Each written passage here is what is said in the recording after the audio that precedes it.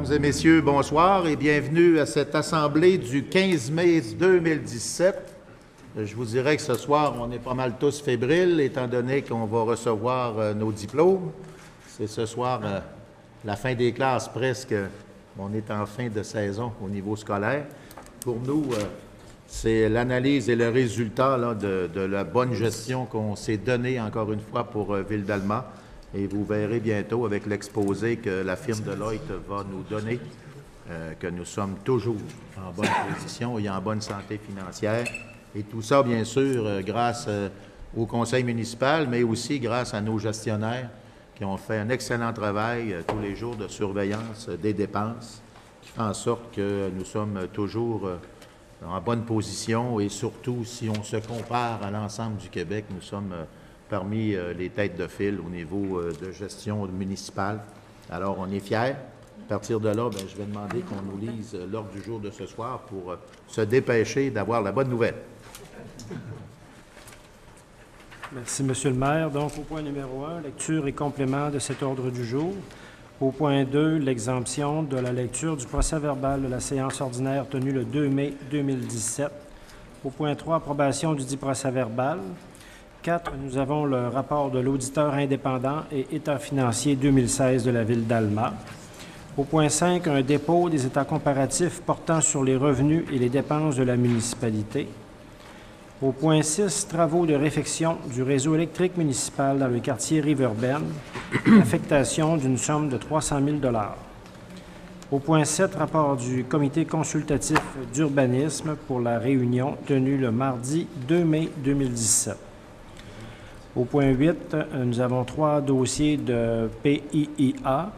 Un premier concernant le 235 avenue McNaughton.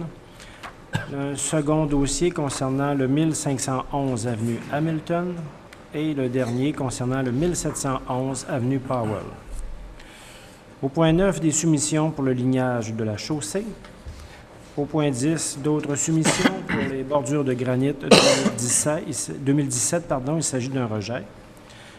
Au point 11, acquisition d'actifs immobilisés.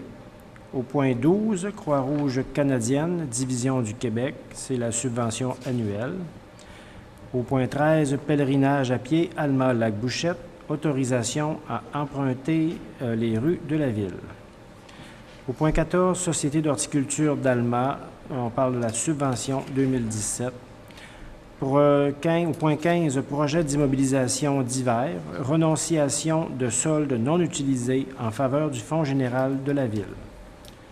Au point 16, Jardin des voisins, comité, école, famille, communauté de l'école Saint-Sacrement, c'est un appui. Au point 17, projets spéciaux pour l'année 2017 au service des loisirs et de la culture. Au point 18, projets spéciaux aux aînés, c'est la subvention 2017. Au point 19, entente de développement culturel avec le ministère de la Culture et des Communications. Au point 20, Bibliothèque municipale d'Alma, politique de développement des collections. Au point 21, programme d'infrastructure Québec municipalité, demande de subvention. Au point 22, une entente intermunicipale intervenue avec la municipalité de Saint-Henri-de-Taillon concernant le nivelage du chemin du domaine Renault. Au point 23, nomination à titre de perceptrice d'amende, on parle de Mme Hélène Harvey. Au point 24, dispense de lecture et adoption du règlement 295-2017 relatif aux conditions d'utilisation des stationnements publics par les résidents au centre-ville. Au point 25, dispense de lecture et adoption du règlement 296-2017 ayant pour objet d'amender le règlement de zonage 199-2012. Au point 26, c'est une aide aux sinistrés pour les inondations du Québec. Au point 27, condoléances pour Mme Claudette Tremblay.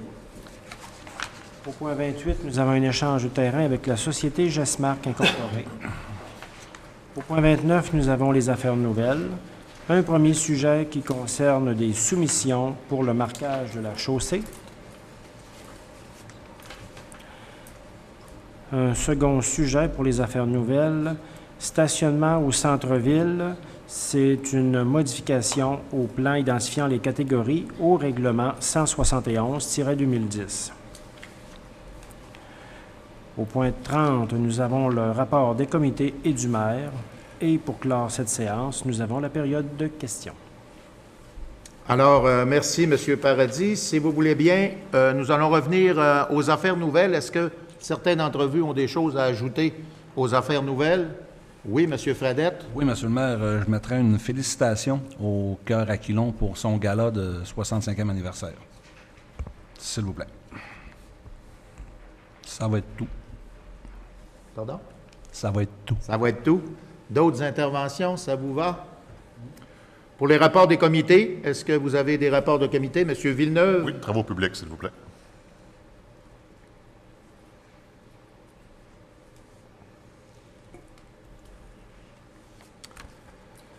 D'autres ajouts? M. Fortin? Véloroute des Bleuets, M. le maire. Véloroute.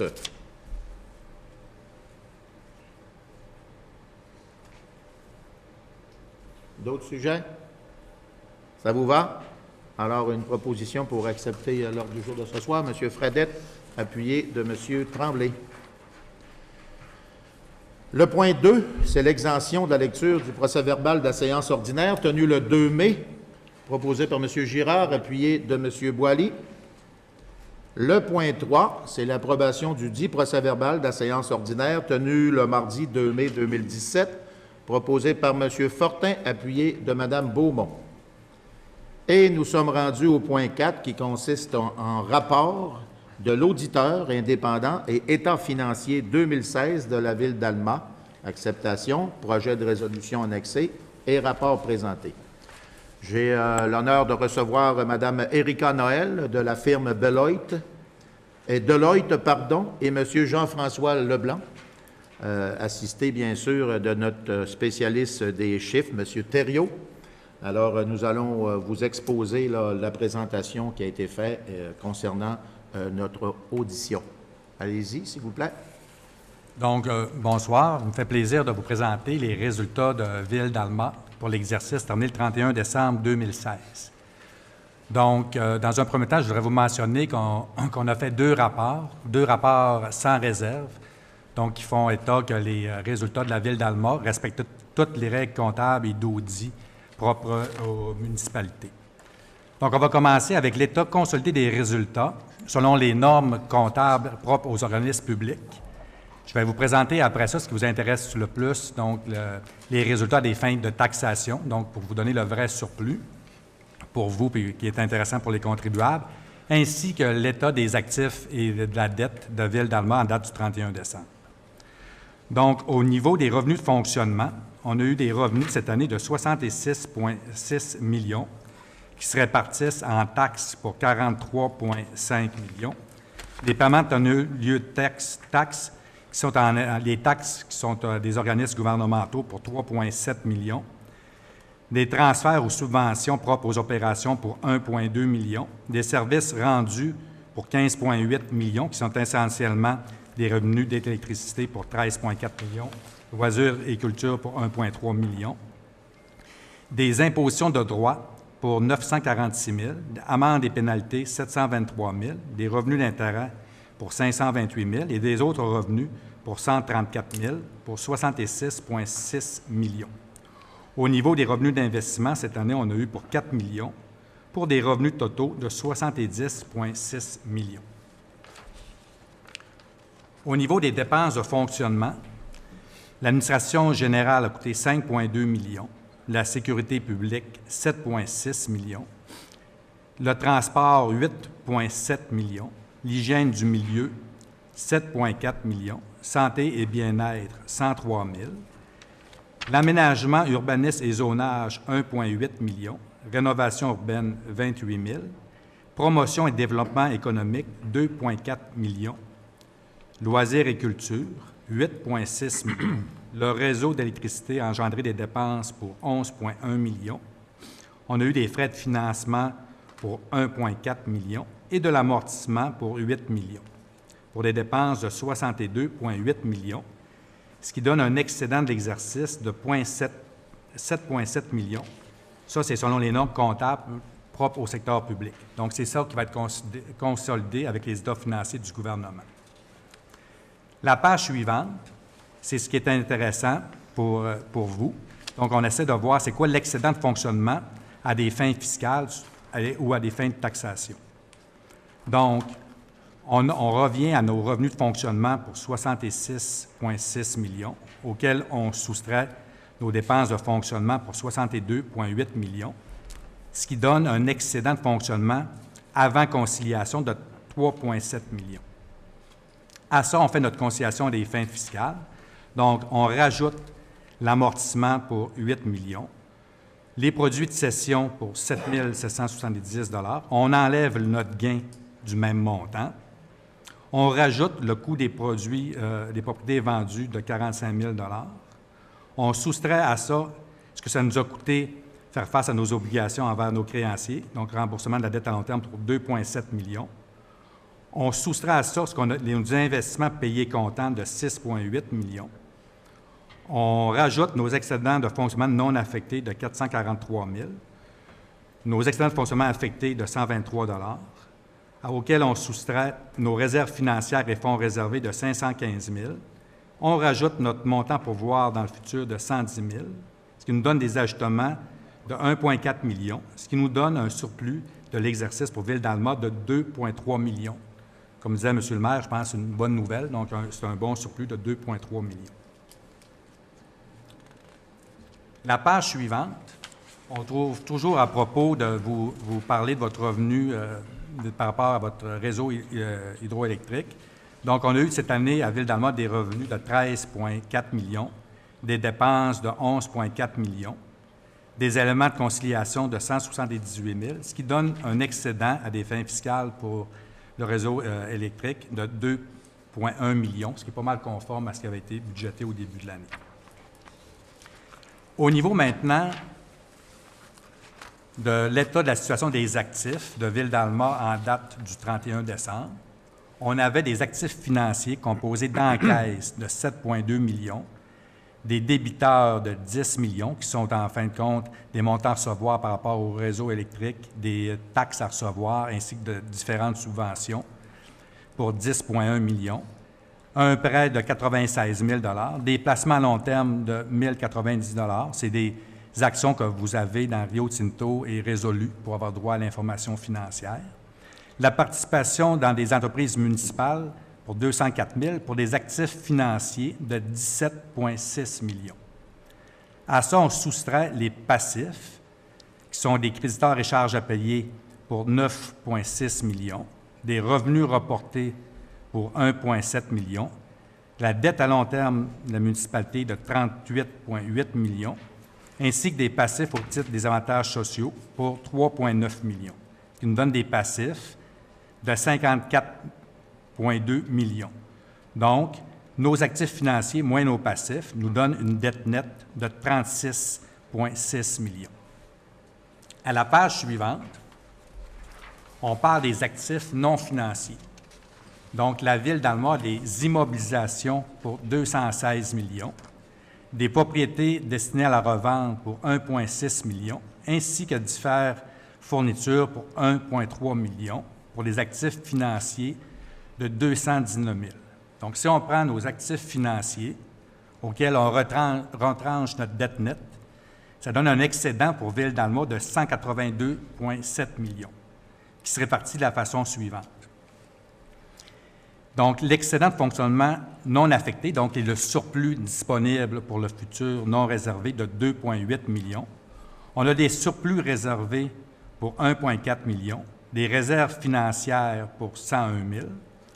On a des montants pour voir dans le futur auxquels on doit soustraire de 2,3 millions, des financements des investissements en cours de 278 000 et on a d'investis nets dans nos immobilisations 180,9 millions, ce qui donne le détail de l'excédent de 182,7 millions.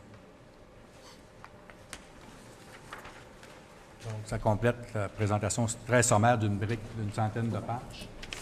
Donc, c'est des très bons résultats, comme M. le maire l'a dit. Alors, vous avez vu, vous pouvez constater que ce sont des bons résultats. Bien sûr, C'est quand même pas évident à suivre pour la moyenne des ours, je vous dirais, mais il reste que quand même, ce qui est important de retenir, c'est les surplus que nous faisons encore cette année importants. Une partie de ces surplus-là seront attribués sur l'ensemble des rues de la ville d'Alma concernant, entre autres, l'asphaltage et les réparations. Et puis, nous avons déposé ce soir un rapport, un communiqué de presse qui stipule, entre autres, que lors de la séance ordinaire tenue ce soir, l'excédent de fonctionnement à des fins fiscales à l'exercice 2016 s'élevait à 2,3 millions, plus précisément 2 329 869, sur un budget qui dépasse 63,7 millions de dollars. Le conseil municipal utilisera justement une partie de ces sommes pour rajouter l'entretien que nous faisons des rues principales de la ville et aussi autour de la ville, quand on parle de rangs, entre autres, et de routes rurales. Les principaux écarts favorables, c'est la taxation, en fait, des surplus de 558 000 $, les droits de mutation pour 251 000 $. Les amendes et pénalités, je pense que selon les amendes et pénalités, la population est un peu plus raisonnable vis-à-vis de la conduite automobile. On a des amendes et pénalités en baisse à 229 000 $, des intérêts à 214 000 $. Au niveau des charges, des économies importantes de l'ordre de 800 000 $. On avait demandé, nous, à l'ensemble de nos dirigeants, d'aller dans les fonds de tiroir pour être capable d'amener le plus possible d'argent vis-à-vis de la possibilité que nous avions, soit pour les Jeux du Québec, soit pour les fêtes du 150e. Bref, il y a eu un excellent travail qui a été fait et une économie importante de l'ordre de 800 000 $ qui découle directement de la rigueur budgétaire qu'on a demandé à nos gestionnaires et les efforts soutenus des dernières années pour améliorer le procédé des méthodes de travail. Je pense, entre autres, des équipements pour nous permettre d'économiser, ne serait-ce que pour le sable et le sel l'hiver. C'était assez exceptionnel, les économies qu'on a pu faire avec des équipements modernes qui font des calculs selon la météo, et ce qui nous a permis d'économiser passablement tout en étant sécuritaire sur les routes de la ville d'Alma. Les opérations du réseau électrique municipal se sont avérées conformes au budget prévu au chapitre de l'exploitation, alors que des budgets d'investissement inutilisés ont dégagé un excédent de 275 000 $ qui seront spécifiquement réservés aux investissements futurs sur le réseau électrique. Par ailleurs, les membres du Conseil, le solde de la dette à long terme à la charge de l'ensemble des contribuables était de 23 826 013 $. C'est important de le spécifier. C'est la dette directement liée avec les démarches du conseil municipal. À cela s'ajoute bien sûr la responsabilité que nous avons vis-à-vis de la MRC Lac-Saint-Jean-Est, l'aide financière qui avait été apportée en prêt au centre-ville pour les gens d'affaires lors de la rénovation du centre-ville. Et il ne faut jamais perdre de vue tous les beaux travaux que nous avons faits. Nous en avons fait pour 9 millions de dollars d'investissement dans l'immobilier au niveau de la ville pour les services à la population. Beaucoup d'aides financières des gouvernements du Québec nous ont été attribuées dans ces démarches-là et c'est important de mentionner qu'on se doit d'ajouter à la dette municipale l'aide financière du gouvernement du Québec. C'est un emprunt que nous faisons, je dirais, en leur nom et eux nous aident seulement à payer le terme, mais au niveau de l'endettement, on doit ajouter les subventions du gouvernement du Québec à la dette globale. Mais c'est pour cette raison-là, d'ailleurs, que j'affirme constamment, moi, que la dette qui est concernée directement par nos décisions au niveau du conseil municipal, c'est de 23 826 013 $ pour des investissements globaux de 69 millions de dollars, ce qui nous conforte dans notre politique de paiement comptant, parce qu'une bonne partie de ces sommes-là ont été payées comptant plutôt que dans les emprunter et d'embarquer sur la dette. La dette municipale à la ville d'Alma, si on va à terme à l'endettement total net à long terme qui s'établit à 1 118 $ par habitant, la moyenne au Québec est de 2 500 $. Lorsqu'on regarde aussi les sommes accordées au service de la dette, 8 sous par dollar est dépensé pour le service de la dette, ce qui est peu comparativement à l'ensemble des municipalités du Québec qui vont d'être parfois jusqu'à 20 sous par dollar. Alors, nous avons une gestion en santé. Nous avons toujours surveillé ça de près, malgré les investissements majeurs qu'on a dû faire. Il y a des équipements qui étaient à bout d'âge. Il fallait qu'on aille de l'avant là-dessus. Nous avons maintenant des équipements modernes qui font l'envie de plusieurs à des coûts extrêmement raisonnables. Alors, moi, je suis tous très fier de ce que nous avons fait dans ce secteur et fier aussi de l'administration qui fait un excellent travail, qui nous suit pas à pas à la lettre et qui parfois nous avertit s'il peut y avoir certains dangers à aller un peu trop loin. Alors, on gère bien la ville, je pense, et ça devrait continuer dans ce sens lorsqu'il y aura de futures élections et de futurs nouveaux arrivants qui devraient s'asseoir ici autour de la table avec des anciens aussi, soyez assurés, parce que beaucoup d'entre vous veulent revenir et je suis convaincu que beaucoup d'entre vous vont revenir. Alors, ceci étant dit, cette année, soyons fiers de ce qu'on a fait comme travail et continuons à terminer l'année, une année exceptionnelle pour les fêtes du 150e, pour les Jeux du Québec que nous avons faits et qui a été mention de réussite totale pour ces Jeux, encore une fois. On l'avait démontré, on l'avait lancé, on l'avait dit, on avait été on l'avait gamelé un peu, on l'avait guessé un peu, mais il reste qu'on a très bien réussi le travail. Sport Québec nous l'a confirmé aussi. Alors, tout ça ensemble, c'est une année effervescente, mais le résultat, à travers toutes ces activités que nous avons proposées, que nous proposerons à la population, eh bien, on a un résultat de gestion qui est excellent. Et puis, c'était notre bulletin d'études pour cette année. Alors, félicitations, chers conseils. Là-dessus, on va passer à l'acceptation, le rapport des auditeurs indépendants et État financier 2016.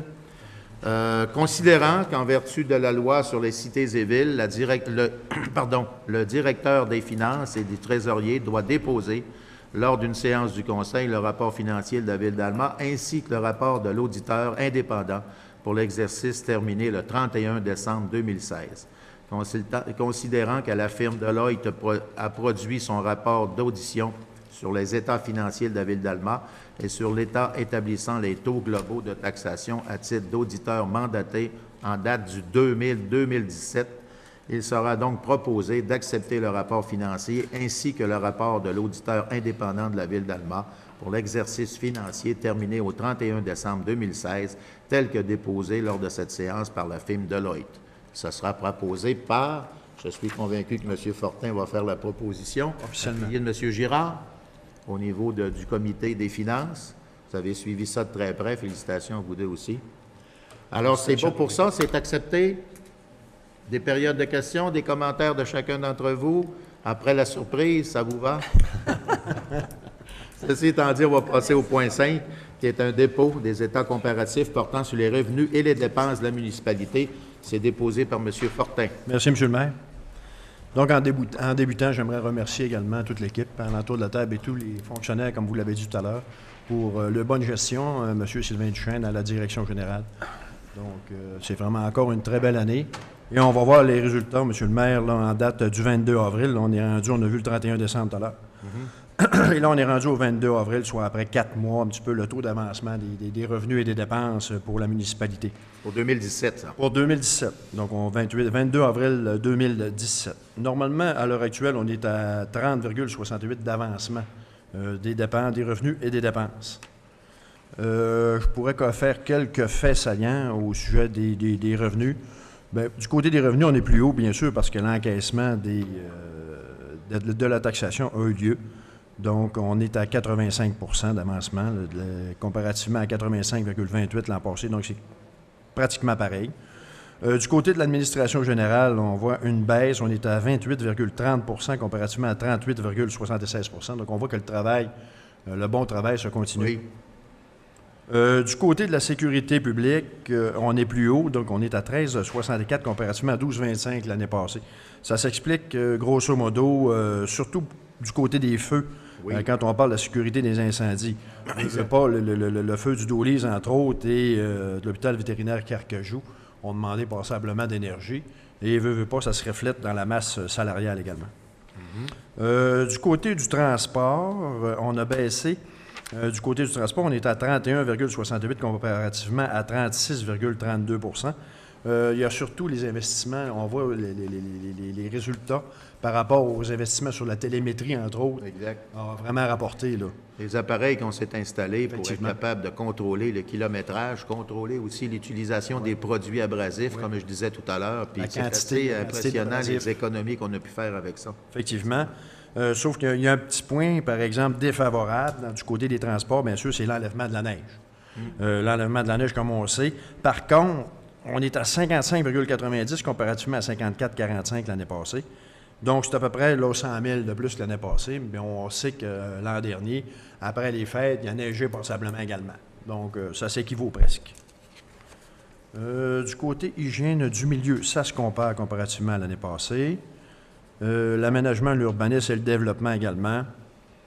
Loisirs et culture également, là, c'est à peu près pareil en termes de pourcentage.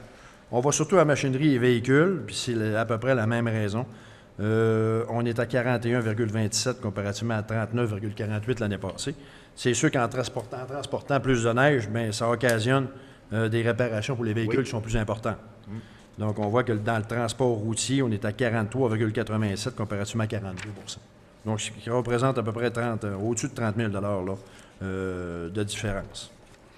Et pour le reste, ça se compare. M. le maire, donc, comme je disais d'entrée de jeu, ça va très bien encore cette année, après presque 4 mois de revenus et dépenses dans la municipalité. Oui, ce document on continue à d'analyse, surveiller là, ça de près. Ça nous permet justement de suivre de près, y aller par tranche, puis voir Effectivement. exactement là, s'il y a certaines lignes où ça modifie un peu trop, d'approfondir le pourquoi il y a des modifications qui s'apportent. Alors, c'est plaisant d'être capable de comparer d'une année à l'autre et de voir vrai. les changements apportés, surtout nous, les investissements que nous faisons au niveau à l'intérieur de ces départements-là, bien, on a des résultats qui se confirment en chiffres, comme on les a vus là tout à l'heure. Donc, c'est pour dépôt, M. C'est le un maire. dépôt. Oui. C'est bien beau.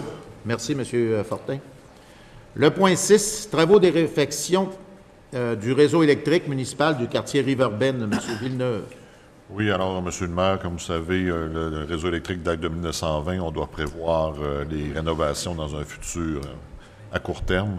Donc, tout simplement d'autoriser l'affectation d'une somme de 300 000 à même le surplus accumulé non affecté de Ville d'Alma pour augmenter la réserve constituée au fonds de dépenses en immobilisation pour les travaux de réfection du réseau électrique du quartier Riverbend. Alors, c'est des fonds qu'on se met de côté pour être capable de faire le travail qui devrait bientôt arriver, j'en suis convaincu. Alors, proposé par M. Villeneuve et appuyé sûrement de M. Girard. Le point 7, c'est un rapport du comité consultatif d'urbanisme. M. Girard, justement.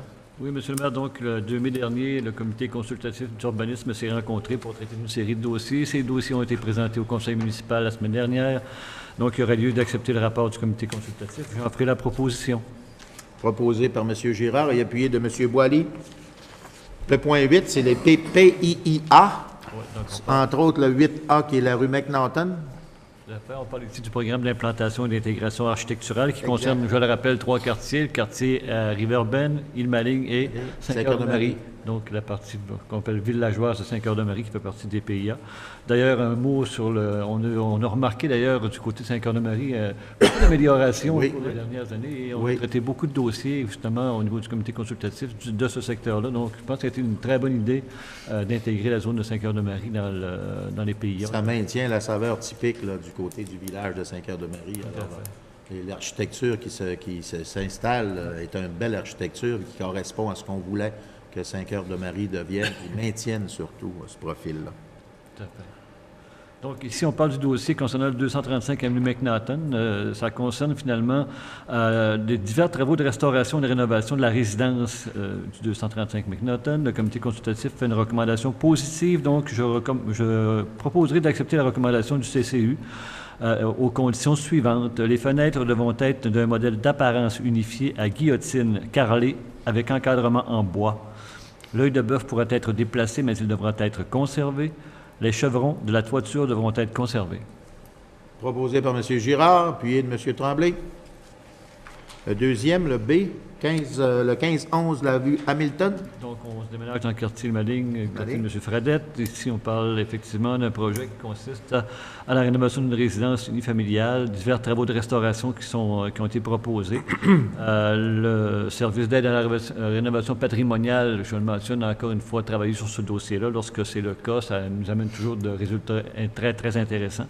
Et le comité consultatif fait la recommandation positive dans ce dossier. Donc, je proposais d'accepter la recommandation du CCU aux conditions suivantes. La fenêtre devra être d'un modèle d'apparence unifié à guillotine carrelée avec encadrement. Le plancher de bois devra être teint d'une couleur opaque assortie. Proposé par M. Girard et appuyé de M. Fradette. Le dernier, le point C, le 1711 avenue Powell. Donc, dans ce cas-ci, il s'agit de l'ajout d'une cheminée extérieure, finalement, pour l'installation d'un foyer dans cette maison-là. Le CCU fait une recommandation positive. Donc, je proposais d'accepter la recommandation du CCU.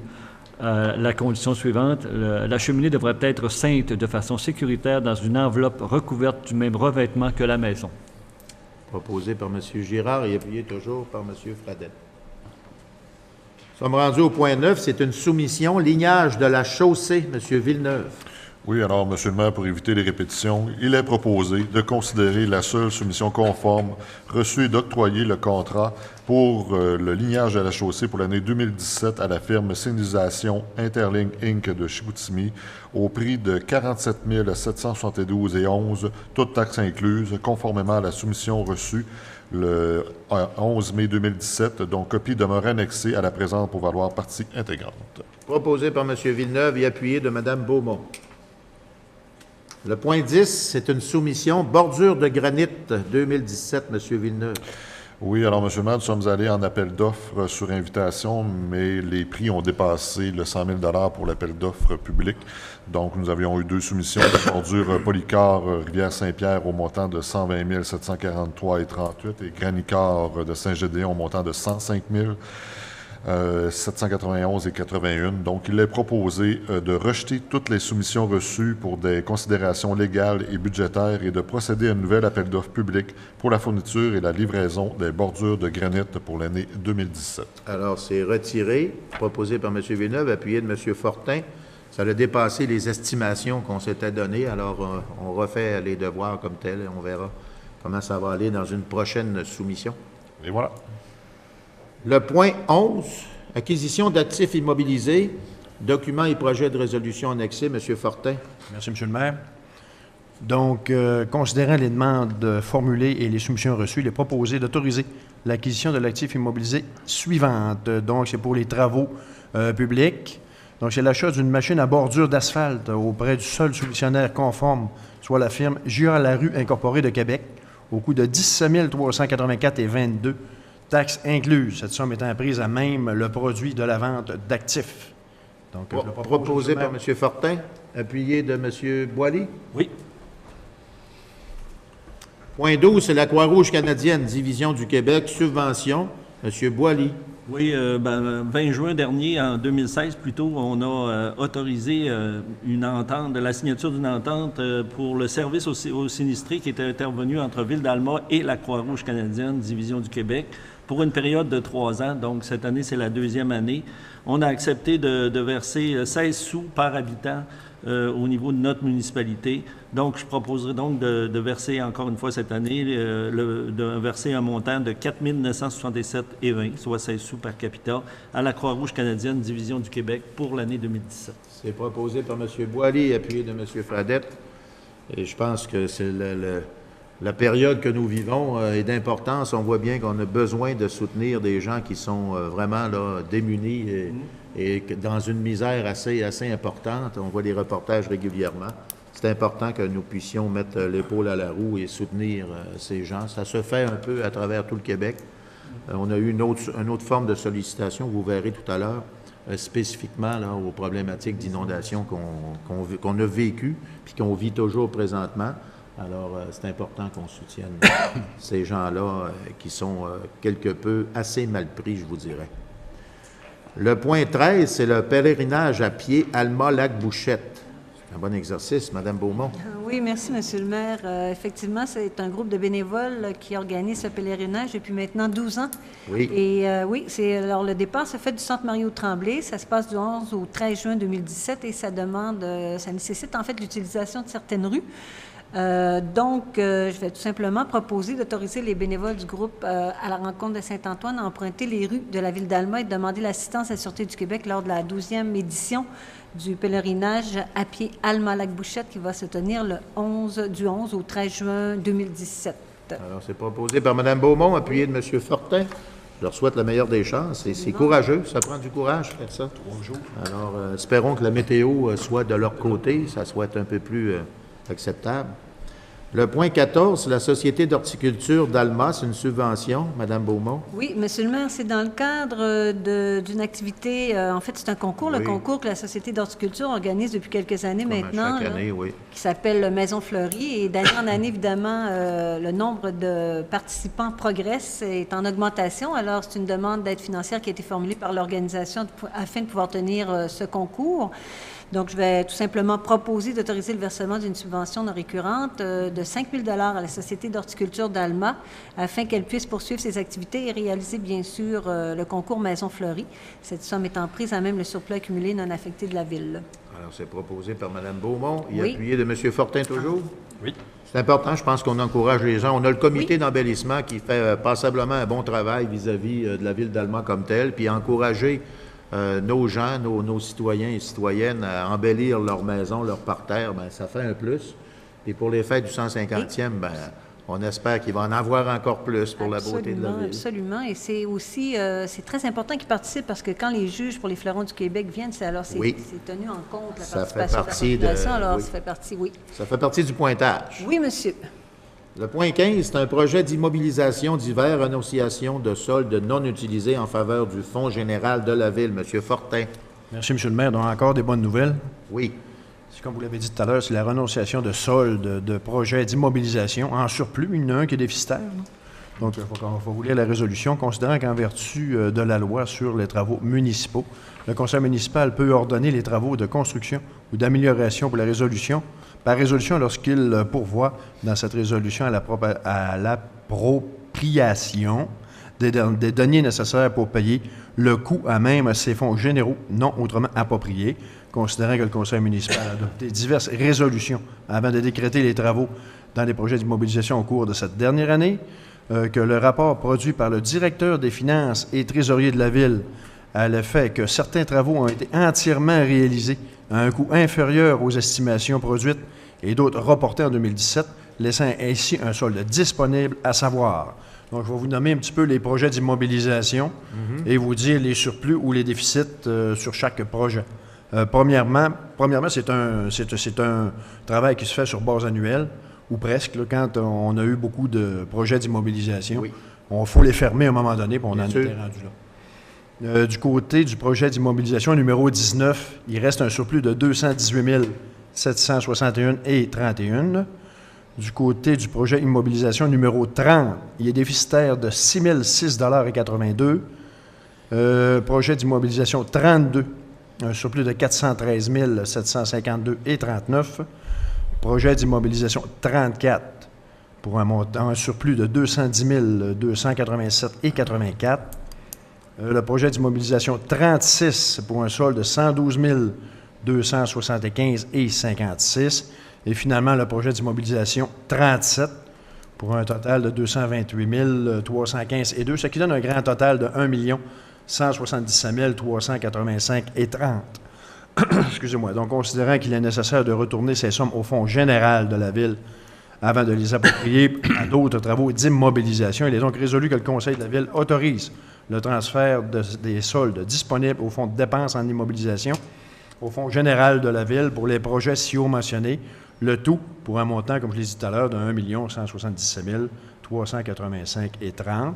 Et finalement, donc, c'est un montant-là, comme vous l'avez dit d'ailleurs d'entrée avec votre point tout à l'heure sur les états financiers de la Ville, Oui. bien, la plupart de ce montant-là va être utilisé dans les rues cette année, en 2017. Exact. Donc, C'est normalement, il devrait y avoir passablement de cônes rouges, là, ou de cônes oranges, mais c'est pour le bien de la municipalité. Ouais, on veut avoir un peu d'humidité, il va avoir des cônes oranges comme certaines grandes villes ont. On va en avoir quelques-uns à Alma, malheureusement. On va en avoir quelques-uns. Mais on devra vivre avec nos cônes oranges, mais ce qui prouve qu'on a quand même les fonds nécessaires pour améliorer nos infrastructures. Puis effectivement, ce qu'on l'on fait là, dans ce dossier-là, il ne faut pas perdre de vue que les résolutions que nous accordons à ces projets-là doivent être capables de subvenir aux projets en entier, qu'on n'ait pas à revenir sur des résolutions, mais à partir du moment où les surveillants de chantier et les coûts reliés à ces projets-là sont moindres, en bout de ligne, bien, il y a quelques surplus qui demeurent, et puis on ramène le tout à l'ensemble là, du Conseil pour pouvoir décider de d'autres investissements que nous pouvons faire avec ces sommes-là. Effectivement. Alors, on voit qu'on avait beaucoup d'activités ces dernières années en investissement, autant que ce soit dans nos infrastructures souterraines que sur le parc immobilier. Et puis, c'est le résultat de tout ça qui fait en sorte qu'on rapatrie ces sommes-là. Puis, soyez assurés qu'on va les réinvestir judicieusement, dont une partie va aller pour l'asphaltage de nos rues, là, celles qui sont les plus manquantes. Alors, c'est proposé par M. Fortin, j'ai appuyé M. Boilly, bien sûr. Le point 16, Jardin des voisins, comité école, famille, communauté de l'école Saint-Sacrement. C'est présenté par... Frédéric. Non, mais en fait, Non, moi, je vais laisser la parole à M. quelqu'un Tremblay d'autre, fait partie du assurément. dossier, effectivement. Étant donné que je suis administrateur bénévole au sein du comité, je vais laisser, je vais me Madame retirer. Beaumont, Oui, voulez-vous je la peux le faire. présenter? Ça me fait plaisir de le faire, bien sûr. Allez-y. Donc, comité école-famille, communauté de l'école Saint-Sacrement, c'est un appui qui nous est demandé. Alors, considérant que le comité école-famille, communauté de l'école Saint-Sacrement travaille actuellement au développement de la phase 2 du projet Jardin des voisins et considérant que ce projet vise à éduquer les jeunes et leurs familles au concept d'agriculture urbaine, ainsi qu'aux différents aspects du système alimentaire de proximité et à l'importance de l'intégrer dans son quotidien, considérant de plus que ce projet prévoit de nombreuses activités, notamment des animations horticoles, et considérant que le comité école-famille, communauté de l'école Saint-Sacrement, de concert avec le Centre québécois de développement durable, a déposé une demande d'aide financière au programme Proximité du ministère de l'Agriculture, des Pêcheries et de l'Alimentation, considérant la demande de participation financière formulée par les dirigeants de cet organisme auprès de la Ville d'Alma, je propose d'autoriser le versement d'une subvention non récurrente de 2 000 $ au comité école, famille et communauté de l'école Saint-Sacrement dans le cadre de son projet Le Jardin des voisins, phase 2. Pour l'année 2017, cette somme étant prise à même le surplus accumulé non affecté de la Ville, le tout conditionnellement, bien sûr, à l'aide financière du MAPAC à la hauteur de 8 700 $. Alors, je le propose, M. le maire. Alors, c'est proposé par Mme Beaumont et appuyé de M. Fortin. Oui. C'est un beau projet. Lorsqu'on en a discuté, ça sollicite nos jeunes, notre relève, à s'intéresser à l'agriculture, à s'intéresser à la culture. Ils font en sorte que on a perdu beaucoup de savoir vis-à-vis le jardinage et vis-à-vis toutes ces choses-là de la nature. Puis on voit de plus en plus des jardins communautaires, on voit des projets qui se développent à assez grande échelle, je pense entre autres aux Collines du Terroir, projet Mistook. Alors, quelque part, ça concordait avec le futur de ce qu'on veut que nos gens soient capables de faire. Et puis, cette jeunesse-là, bien, on va les intéresser à ce domaine-là. Et on participe avec le MAPAC. C'est un regroupement de plusieurs structures qui sont la commission scolaire aussi, le MAPAC. Des sommes importantes mises dans ça. Et je pense que la Ville d'Alma devait appuyer ce dossier-là. Et c'est ce que nous avons fait. Le point 17, projets spéciaux. Oui, M. Tremblay, vous pouvez revenir. La punition est terminée. Projets spéciaux 2017, service des loisirs de la culture, comité plénier du 8 mai 2017, Mme Beaumont. Oui, merci, M. le maire. Nous sommes, oui. Un petit moment, M. le maire, là, c'est moi qui va partir en punition. Donc, c'est ça, dans les projets, il y a un des projets qui va accorder une subvention au baseball mineur d'Alma, et étant sur le conseil d'administration du baseball mineur d'Alma. Donc, je resterai dans le terme du sujet et je vais me retirer. C'est à votre honneur, M. Fredette. Alors, retirez-vous. Alors, j'attends que vous soyez parti pour débuter. Oui, nous allons débuter, puis nous allons détailler l'ensemble de l'aide que nous accordons là, à toutes ces activités-là. Tout à fait. D'ailleurs, je tiens à dire que M. Fredette était aussi de l'Assemblée quand on a décidé des montants, mais qui s'est retiré aussi. Il s'est retiré là aussi. Le temps de prendre Alors, il n'est pas intervenu concernant du le tout, baseball M. mineur. C'est bien, ça. C'est bien. Allez-y, Mme Beaumont. Alors voilà, donc le service des loisirs et de la culture s'est évidemment rassemblé pour, dans le cadre des projets spéciaux là, pour diverses immobilisations, c'est concernant les organismes qui sont accrédités au service des loisirs et de la culture.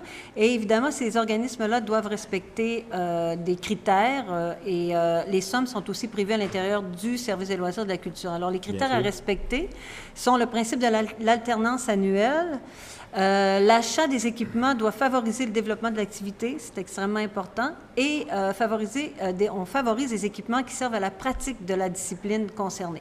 Voilà. Alors voilà, donc je propose, après analyse, d'accepter les projets spéciaux suivants aux organismes associés et accrédités du service des loisirs de la culture.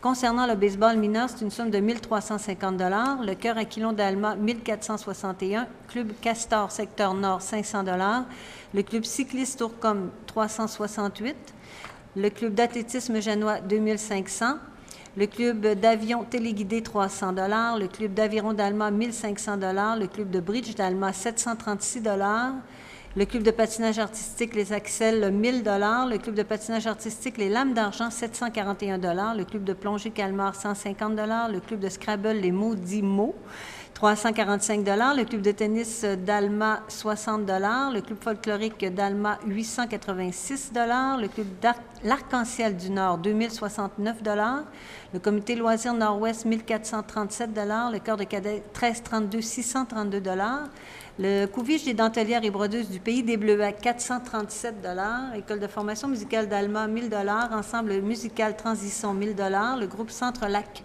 1 022 $, IQ l'Atelier, 190 $, Kino Cœur, 349 $, Langage Plus, 1 247 $, le Narval, 390 $, Liberté à vélo, 172 $, le Prisme culturel, 1 390 $, et la Société d'horticulture d'Alma, 314 $, le tout au montant de 23 646 $. Cette somme étant prise à même le budget du service des loisirs et de la culture. Et je propose d'autoriser le versement des dites subventions conditionnellement, évidemment, à la participation financière des organismes pour la réalisation du projet présenté, parce que l'organisme doit aussi fournir le même montant afin de pouvoir avoir accès à la subvention. Voilà, donnant-donnant. Alors, c'est proposé par Mme Beaumont. Je le propose, Monsieur le maire. Et appuyé de M. Villeneuve. Puis je pense, si je ne me suis pas trompé, 27 organismes que j'ai comptés sur la colonne. Je ne les ai pas comptés, oui, c'est possible. On a 120 organismes accrédités, alors donc certainement une trentaine d'organismes qui ont fait des demandes. Et voilà. Je pense que c'est bien. Point 18. Vous pouvez revenir, M. Fredette, la pétition est terminée. Le point 18, c'est des projets spéciaux aux aînés. Subvention pour 2017. Cette fois-ci, si M. Fredette, il fallait vous revenir, ça pressait, là. Bien oui, il faut s'occuper de mes aînés, de nos aînés. Oui. Bien, c'est un peu comme Mme Beaumont vient de le faire, sauf qu'on a beaucoup moins de demandes et l'enveloppe est beaucoup plus petite aussi.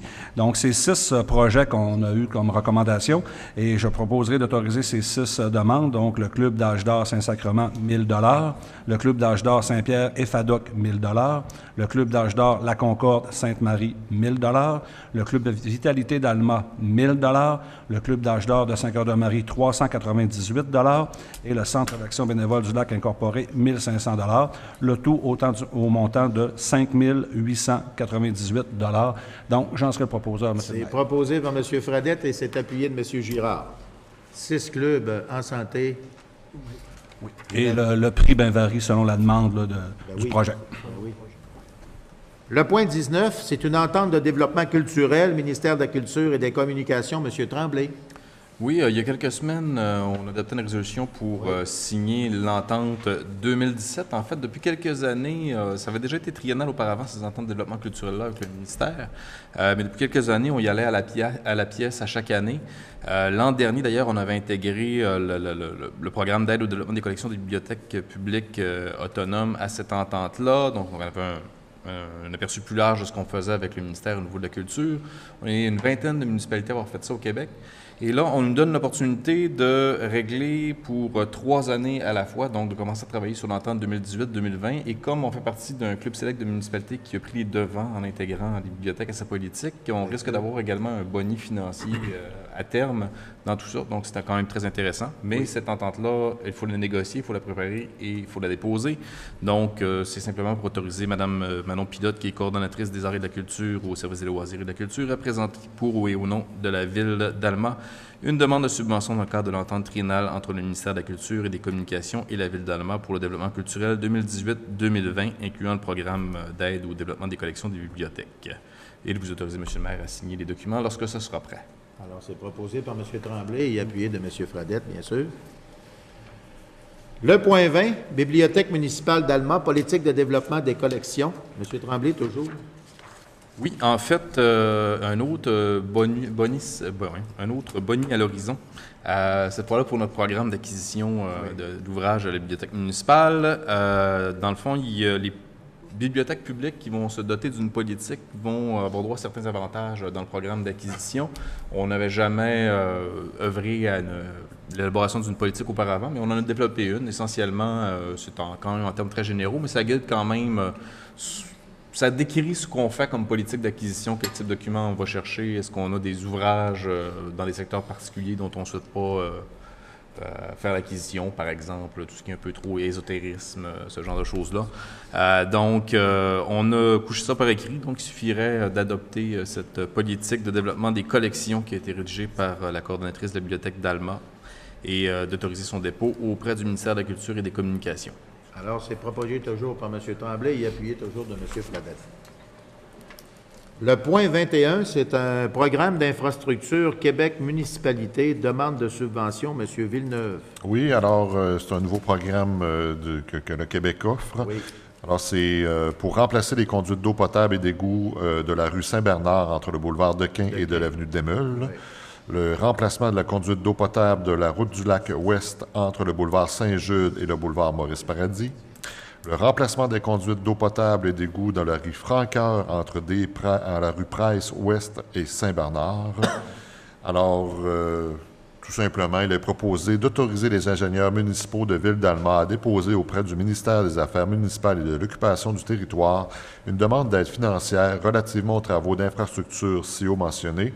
Dans le cadre du programme d'infrastructure Québec municipalité PIC, les travaux prévus respecteront les critères d'admissibilité indiqués dans le guide sur le programme d'infrastructure Québec municipalité, le tout tel que plus explicitement détaillé dans les formulaires de demande d'aide financière, et de confirmer l'engagement de Ville d'Alma à verser sa contribution financière ainsi que les coûts d'exploitation continue du projet, le tout conditionnement à l'octroi de la contribution gouvernementale. Alors, c'est proposé par M. Villeneuve et appuyé de Mme Beaumont. Et comme d'habitude, on dépose assez rapidement ces projets-là, on se prépare. C'est des nouveaux programmes qui sont adaptés, puis c'est des programmes quand même pour les infrastructures souterraines que souvent les gens ne voient pas, mais ça implique énormément d'argent. Puis ça fait un travail, en tout cas c'est du long terme, parce que lorsqu'on remplace des lignes d'eau et des égouts, il faut qu'elles soient résistantes, parce qu'on a quand même des rues qui commencent à avoir un peu d'âge. On a quand même, il ne faut pas oublier qu'on fête le 150e anniversaire de la ville. Ben oui. Alors, il y a certains secteurs qu'il faut améliorer.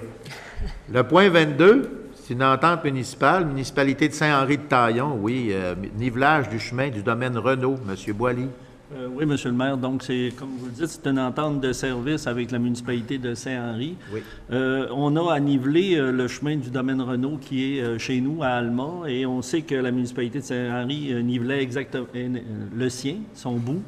Puis, il fallait déplacer éventuellement nos équipements d'Alma pour aller, aux besoins, niveler. Donc, avec cette entente-là, ça va permettre d'avoir un nivelage à chaque semaine parce que Saint-Henri y allait déjà. Donc, on s'est entendu avec la municipalité pour que ceux-ci, dans le même contrat qu'ils ont déjà, puissent niveler le chemin du domaine Renault. Donc, je proposerai d'autoriser le directeur général, M. Sylvain Duchesne, à signer pour et au nom de Ville d'Alma l'entente intermunicipale intervenue avec la municipalité de Saint-Henri-de-Taillon concernant les modalités de nivelage du chemin du domaine Renault pour la période du 1er mai au 30 octobre 2017. Proposé par M. Boily, appuyé de M. Girard. Ça va nous permettre de donner un meilleur service à moindre coût Pourquoi pour pas? la ville. C'est gagnant-gagnant. Exactement. Le point 23, c'est une nomination, une perceptrice d'amende, M. Boily. Oui, vous disiez tout à l'heure que les amendes ont diminué, mais ça nous prend quand même quelqu'un pour la perception de ces amendes-là. On sait que la responsable actuellement, c'est Maître Annie Aubin, greffière, et Mme Guylaine Tremblay, agente administrative, qui s'occupe de la perception. Alors, il serait bon de nommer Mme Hélène Harvey pour la signature des avis de paiement et des amendes et des ententes de paiement, le tout conformément à l'article 322 du Code de procédure pénale. Donc, je propose de demander au ministre de la Justice de désigner Mme Hélène Harvey à titre de perceptrice des amendes dans le cadre de ses fonctions à la Cour municipale d'Alma, le tout conformément à l'article du Code pénal. À la Cour municipale. Alors, proposé par M. Boily et appuyé de M. Fradette. Le point 24, qui est une dispense de lecture, adoption du règlement 295-2017 relatif aux conditions d'utilisation des stationnements publics. M. Frédéric Tremblay. Oui, bien, le projet de résolution nous dispense d'en faire la lecture, mais vous nous permettrez de prendre quand même quelques minutes pour en faire la présentation succincte. En fait, c'est dans un effort concerté avec la Société de développement commercial du centre-ville d'Alma et la ville. Dans le fond, on souhaite tous une plus grande densification résidentielle au centre-ville, que les gens habitent le centre-ville. Or, il y a une problématique pour quiconque habite au centre-ville et possède une voiture, c'est celle de se stationner parce que les stationnements sont contrôlés pratiquement sur la grandeur du centre-ville, sauf certains endroits où c'est à durée illimitée. Donc, pour favoriser l'implantation de résidents et en même temps améliorer avec le temps la qualité des résidences aussi au centre-ville, on y va avec un projet pilote d'une durée d'une année. Pour commencer, ensuite on pourra évaluer. Dans le fond, où on va pouvoir remettre aux citoyens qui en font la demande une vignette de stationnement qui va au coût de 150 $ pour une période d'1 an, qui va leur permettre d'avoir accès dans des zones qui sont régies par une limite de temps. Donc, par exemple, un stationnement de 2h30, ils vont pouvoir stationner leur voiture là pour une plus longue période. Ça exclut les stationnements sur rue. Donc, là où il y a des zones pour handicapés, 30 minutes, etc., etc. Et évidemment, pour le déneigement de nos stationnements, pas de nuit l'hiver. Donc, c'est un projet pilote qu'on essaie. Jusqu'à présent, il y a une réception favorable des propriétaires de logements au centre-ville. Et il y a un deuxième volet à ce règlement-là également. On a eu quelques plaintes dans les derniers mois. Quand il y a des travaux de rénovation au centre-ville, c'est arrivé que des entrepreneurs reçoivent des billets d'infraction puisqu'ils se stationnaient devant le commerce où ils allaient œuvrer. Donc, là, on prévoit une nouvelle disposition au moment où les gens viennent chercher leur permis de construction au service d'urbanisme. Bien, à ce moment-là, ils pourront également récupérer une vignette temporaire qui leur permettra de se stationner devant le commerce où ils effectuent leurs travaux. Donc, pour l'essentiel, c'est ça, les citoyens qui sont concernés et qui veulent avoir une vignette de stationnement peuvent se présenter au service d'urbanisme pour en faire la demande avec les documents nécessaires. L'information va être en ligne sur le site Internet de la Ville, mais entre autres, ça prend le bail signé pour pouvoir obtenir le dit permis. Donc, je proposerai simplement d'adopter le règlement 295-2017 relatif aux conditions d'utilisation des stationnements publics par les résidents et entrepreneurs au centre-ville. Alors, c'est proposé par M. Tremblay et appuyé de M. Fradette. Ça vous va? Oui? Est-ce que, moi j'avais une question là-dessus, est-ce que vous avez une idée de, ça peut toucher combien de personnes concernant ce projet-là pour des vignettes? On évaluait autour d'une centaine de permis possibles à remettre par année. Puis on aurait les espaces pour leur donner la chance de stationner. Ce n'est pas tout le monde qui va s'en prévaloir. Ce n'est pas tout le monde au centre-ville qui a une voiture non plus. Il y a d'autres qui ont des arrangements ailleurs, entre autres avec la fabrique. Ouais. Donc, on verra pour la première année si ça obtient un certain succès, puis on s'ajustera en conséquence. C'est à ça que ça sert, le projet. OK, merci. Le point 25, c'est une dispense de lecture et adoption du règlement 296-2017 ayant pour objet d'amender le règlement de zonage 199-2012. Monsieur Girard. Oui, Monsieur le maire, donc on arrive à l'étape ultime de ce règlement 296-2017, finalement, qui a déjà fait l'objet de présentations à 2 reprises dans le Journal de Lac-Saint-Jean, d'une consultation publique, de 2 lectures consécutives de l'ensemble des textes qui sont dans cette résolution. Donc, je proposerai, considérant qu'une copie du projet de règlement 296-2017 a été remise aux membres du Conseil au plus tard 2 jours juridiques avant la présente séance, que tous les membres du Conseil présents déclarent avoir lu et le règlement et renonce à sa lecture, je proposerai d'adopter le règlement 296-2017 ayant pour objet d'amender le règlement de zonage 199-2012 de façon à, et je vous fais grâce de la lecture, effectivement, de l'ensemble des points qui ont déjà fait l'objet de 2 lectures. Merci de nous faire grâce à la lecture. Il y en avait quasiment 2 pages. Alors, c'est proposé par M. Girard et appuyé de M. Tremblay. Le point 26, ça concerne une aide aux sinistrés, inondations au Québec. Écoutez, nous faisons partie de l'Union des municipalités du Québec. Lorsqu'on a vu arriver ces catastrophes du côté de Gatineau et de Montréal même, les inondations un peu partout dues à ces crues d'eau exceptionnelles, je vous dirais, c'est un élan du cœur qu'on s'est donné au niveau du conseil d'administration du nom des municipalités, permettant en fait à l'ensemble des municipalités volontaires de pouvoir aider ceux qui sont dans des problèmes majeurs, aider ces populations-là qui sont vraiment ébranlées, qui souffrent présentement. Et je pense qu'on se devait, comme municipalité, de faire notre part. Nous sommes quand même une municipalité assujettie à certains problèmes d'inondation, parfois, mais très rares. On a des structures bien faites, bien structurées au niveau du service de la sécurité publique qui fait en sorte qu'on est capable de faire face à certaines problématiques qui sont loin d'être majeures, comme on a vu présentement au niveau des villes que je vous ai mentionnées. Alors, c'était sur cet élan-là que je vous avais proposé au Conseil de pouvoir donner une somme importante pour aider ces municipalités-là. Et je pense que l'ensemble du Québec devrait faire la même chose dans les municipalités qui ne sont pas affectées par ce genre de problème.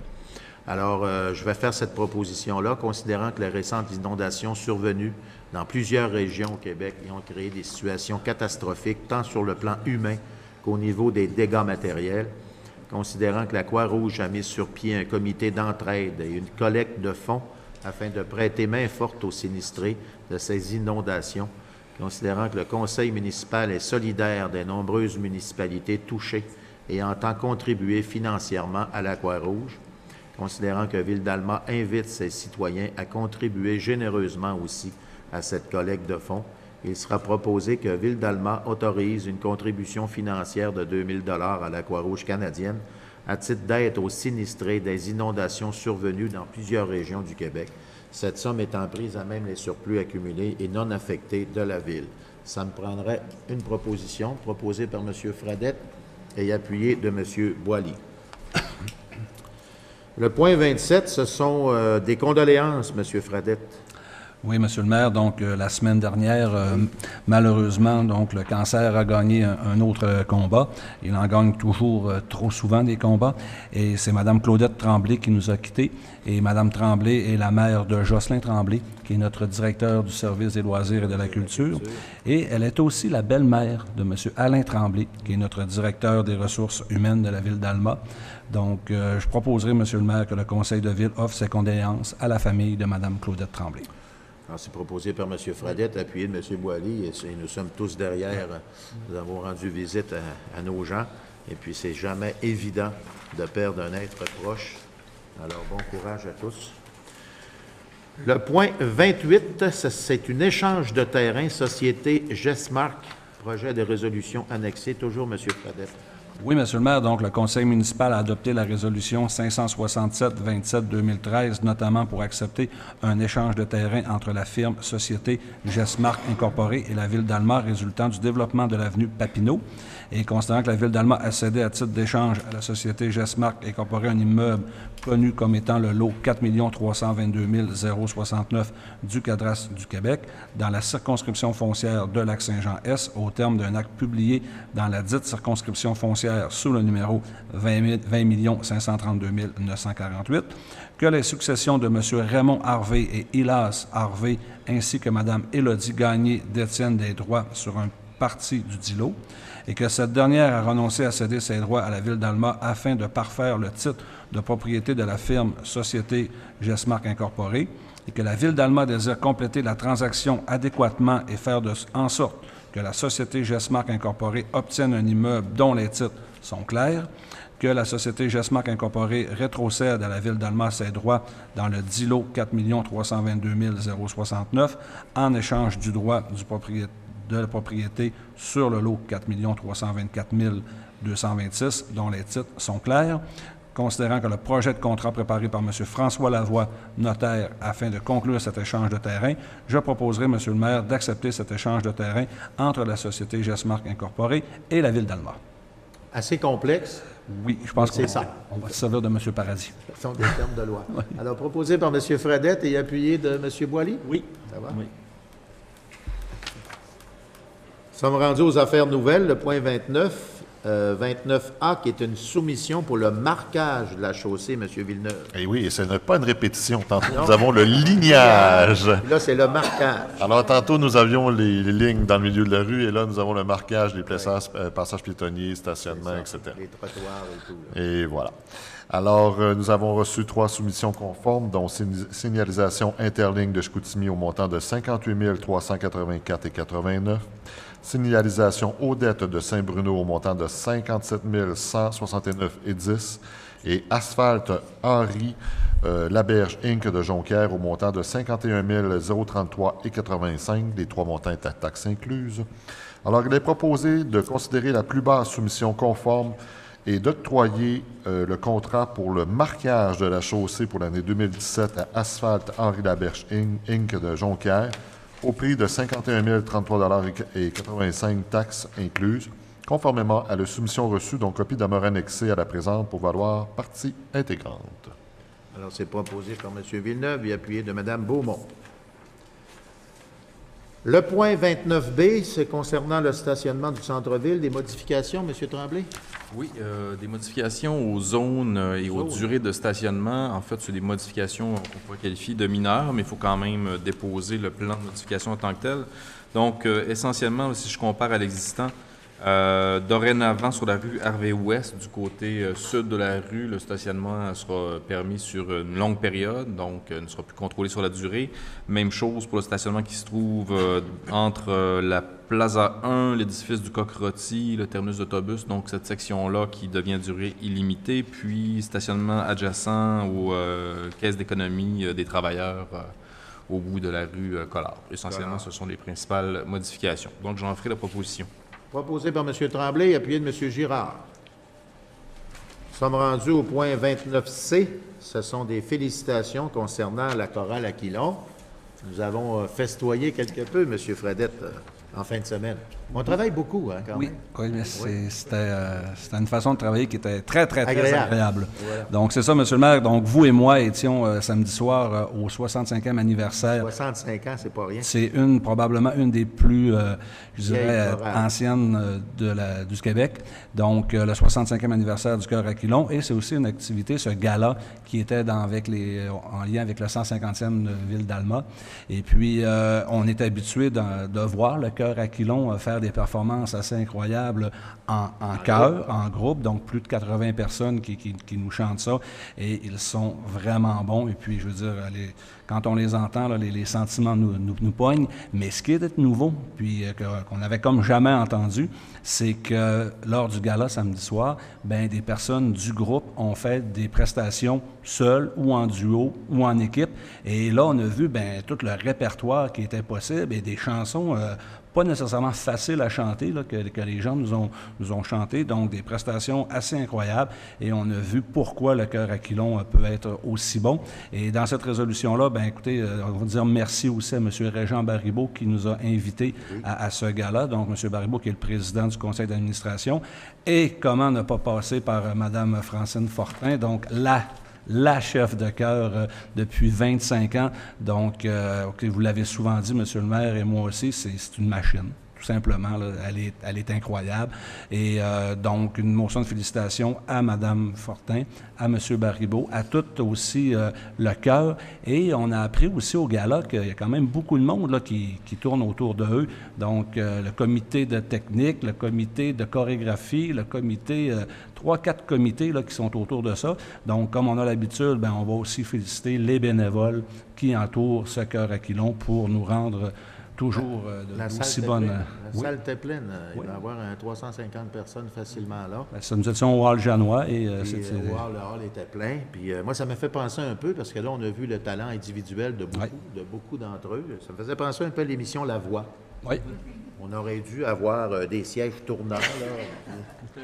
Et puis, on se serait tourné à plusieurs reprises. Oui, C'était foncé vraiment... le bouton. Alors non, exceptionnel. Puis effectivement, moi, j'ai toujours en mémoire là, la journée du jour de l'an, la messe de 10 heures le matin, le spectacle qu'ils nous ont donné à l'église Saint-Joseph.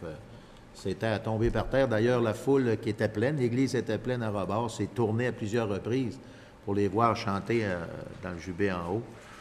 Non, ils sont exceptionnels. Ils ont fait plusieurs spectacles à l'extérieur aussi. On nous a conté un peu l'historique de cette chorale-là. Puis 65 ans, il faut le souligner, c'est une des bonnes chorales endurantes du Québec. Puis je pense que ça va continuer parce qu'ils nous ont fait lever les personnes dans la salle là, qui étaient membres, les nouveaux arrivants, puis ça tourne constamment. Aux 5-6 ans, il arrive tout le temps des nouveaux, puis des départs.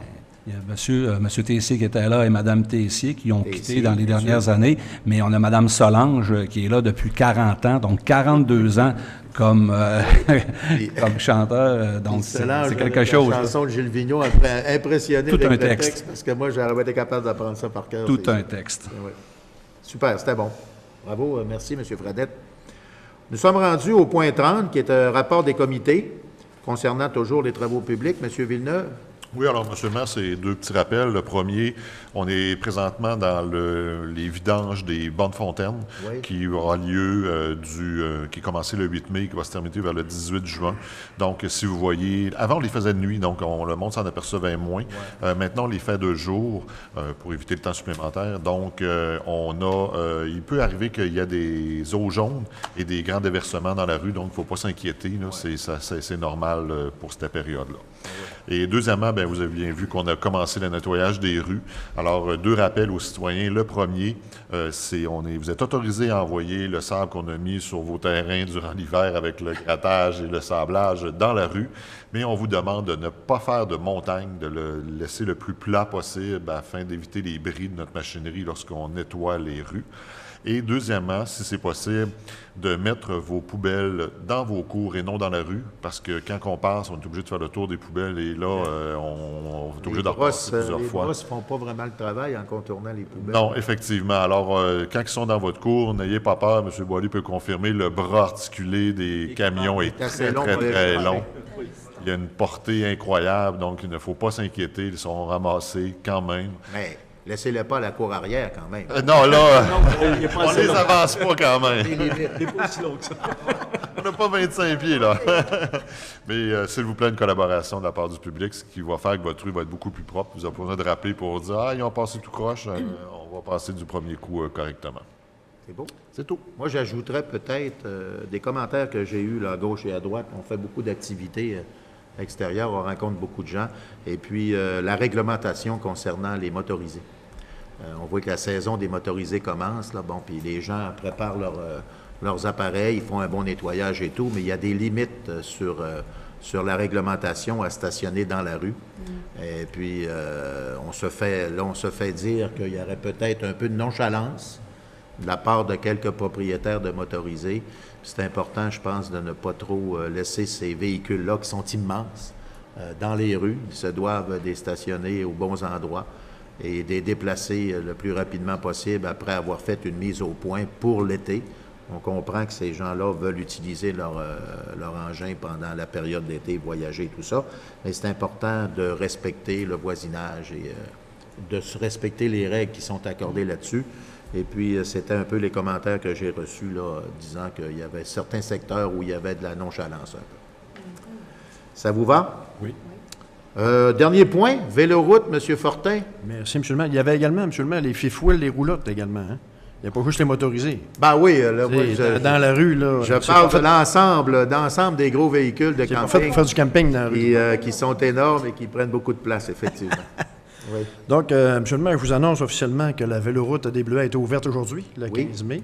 Donc, le nettoyage a été finalisé tout autour du lac Saint-Jean. Et nos ingénieurs également nous ont fait rapport qu'il y avait quelques petites sections qui ont été fermées temporairement, mais ce n'est pas quelque chose de majeur pour on appelle ça des travaux d'urgence. Et tout va bien de ce côté-là. Donc, les utilisateurs, les amateurs de vélo peuvent emprunter la véloroute WA autour du lac Saint-Jean en toute sécurité. Donc, je souhaite en passer une bonne saison à tous les cyclistes. Les cyclistes. Et deuxième point, au sujet de la véloroute WA, mardi dernier, on avait invité plusieurs élus à présenter la vision 2017-2022 de la véloroute WA. Un travail excellent qui a été fait par la direction générale et tout le monde qui ont assisté, les élus et également ceux qui empruntent la véloroute, etc. Tout le monde qui entoure la véloroute ont participé à la vision 2017-2022. Puis veut pas, c'est notre plan de travail pour les 5 prochaines années. On va essayer d'en réaliser le plus possible. Et tout le monde se l'est accaparé. Et je pense qu'on devrait faire encore une fois une très bonne réussite à ce sujet-là. Donc, c'était mon point pour la véloroute de WA, M. le maire. J'aurais peut-être un point à vous ajouter, mais qui est moins drôle, mais qu'il faut le dire, parce que je ne sais pas si vous avez pris le bulletin de nouvelles de ce soir. Ah oui. La voie de contournement, là, on a tout le temps dit que la voie de contournement n'avait pas été bâtie pour le cyclisme. On a eu des demandes de pouvoir l'utiliser. On laisse les cyclistes utiliser cette voie de contournement, mais c'est un danger éminent et un danger constant grâce au fait que les cyclistes font du vélo à travers du camionnage lourd de plusieurs tonnes. Quelqu'un qui n'a jamais conduit de ces camions-là ne sait pas à quel point c'est difficile d'arrêter ces camions-là, aussi difficile de les arrêter que de les faire repartir par la suite. Et puis on a vu ça s'est rendu au bulletin de nouvelles national de Pierre Bruno. Oui. C'était un sans-dessin, en fait. Moi, j'ai dit, c'est probablement un cycliste sans dessin qui profitait de l'aspiration du camion, là, probablement le visage collé sur l'arrière du camion. À une vitesse, on a parlé de 70 km/h, puis généralement, sur la voie de contour, les camions vont plus vite que ça. En tout cas, quelque part, on va s'en tenir à 70, mais c'était peut-être plus haut. Puis il a roulé longtemps, il a été filmé longtemps à faire ça. On ne peut pas savoir c'est qui, mais c'était écrit dans le dos sans dessin, sûrement. À ne pas faire, bien sûr, puis il faut en profiter pour, justement, ce qu'on a dit au bulletin de nouvelles, on a bien fait ça, en profiter pour dire qu'il faut être prudent, il faut respecter les véhicules. C'est sûr qu'on demande aux véhicules lourds et les gros véhicules de respecter les petits véhicules qui sont les cyclistes. On demande aux cyclistes aussi de garder leur chemin puis de respecter la voie publique. C'était assez impressionnant de voir aller le monsieur et j'aurais pas voulu que le camion ait à freiner d'un coup sec comment le monsieur se serait ramassé en arrière. C'est sûr. Puis ça semblait quelqu'un qui s'entraînait, là, quelqu'un qui n'était pas un novice. Là. Ça semblait quelqu'un d'habitué. Oui. Alors, je pense que c'est bien de le mentionner, là, la véloroute, ça sert aussi à être sécuritaire pour les cyclistes, mais la route principale, les routes régionales, il faut faire attention parce qu'il y a toutes sortes de véhicules là-dessus. Il faut qu'on garde sa place. Puis ça n'aide pas non plus à avoir des jugements sévères envers les cyclistes. Puis c'est quelques, entre guillemets, sans dessin qui font ces choses-là. Dans l'ensemble, les gens respectent. Mais il faut le dire, quand on voit des choses comme celle-là, moi, j'étais resté bouche bée de voir ça à la télévision, puis ça se passait sur notre voie de contour ici à Alma. Alors, comme vous le dites, M. le maire, sur la route de contour, l'accotement est de 2 pieds seulement. Oui. Donc, un cycliste peut passer, mais pas 2 de large. Non. Donc, c'est 1 de large sur l'accotement. C'est important que ça soit respecté. Si ce n'est pas respecté, nous, on va devoir mettre des règlements en conséquence. Bien, écoutez, c'est ce qu'on a aujourd'hui. Lorsqu'on a créé cette voie de contournement-là, c'était pour sortir le camionnage lourd de l'avenue Dupont, qui est encore compliqué là, au niveau circulation. Et puis là, bien, on accepte que les cyclistes y soient. Il n'y a peut-être pas la largeur voulue pour le faire, mais ce n'était pas prévu dans les budgets de le faire de toute façon. Mais en même temps, je pense que l'ensemble des citoyens, moi, je vois souvent les gens laisser de l'espace, se tasser quelque peu pour laisser de l'espace aux cyclistes. On en voit de plus en plus. C'est important qu'on le fasse aussi. Ça prend du civisme. Mais faire des actes aussi dangereux, aussi casse-cou qu'on a vu à la télévision cette semaine, hier, c'est-à-dire aujourd'hui, ça aurait pu finir par un mort. Ce monsieur-là aurait pu arrêter de pédaler d'un coup sec. Il y a un règlement aussi qui a été mis en place, M. le maire, l'année dernière. Un autre règlement qui n'est pas applicable, mais c'est plus, comment je dirais ça, un règlement qui fait que le monde respecte un peu plus les camionneurs ou les voitures versus les vélos. On parle de 1,5 mètres là, Oui.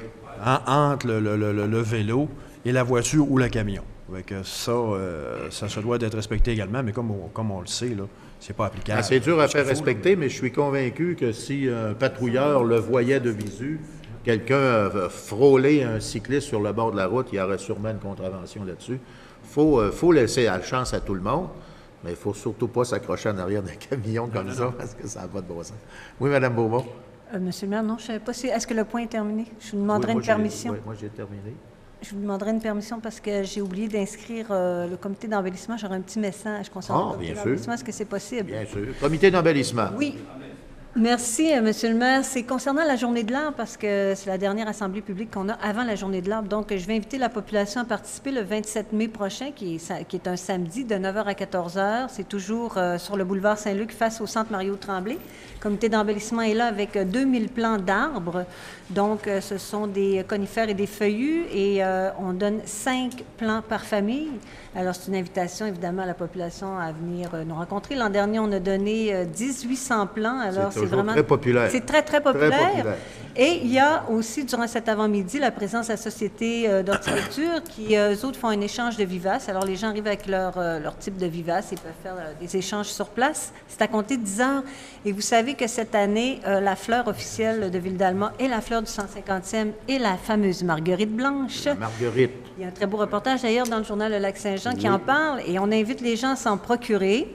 Nous, Ville-d'Alma, on s'en est procuré 1500 plants qui vont être aménagés un peu partout là, sur notre territoire.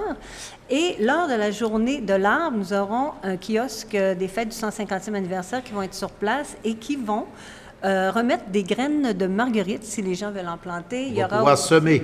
Ils vont pouvoir semer et ça va être... au projet là, de l'école Saint-Sacrement. Oui, exactement. Pourquoi pas, ça pourrait être associé. Oui. Et je vous rappelle que nous sommes en campagne Alma toute bleue. Donc, la campagne Alma toute bleue qui invite la population à se munir d'une ampoule bleue. Oui. Voilà. Et cette ampoule-là, on a contacté, nous, tous les quincailliers du territoire et ils en ont tous. Oui, il y en a. Parce qu'il y a une période où on n'en trouvait plus. Absolument. Mais là, on s'en est procuré et puis tout le monde a embarqué dans l'aventure. Alors, on invite la population à le faire. C'est pas très dispendieux, puis c'est 90 000 heures de durée. Alors, donc, ça vaut la peine. Tu la laisses toujours allumée, comme ça, tu es sûr de ne pas l'oublier. Nous sommes des bleuets, alors il faut qu'on soit dans le bleu.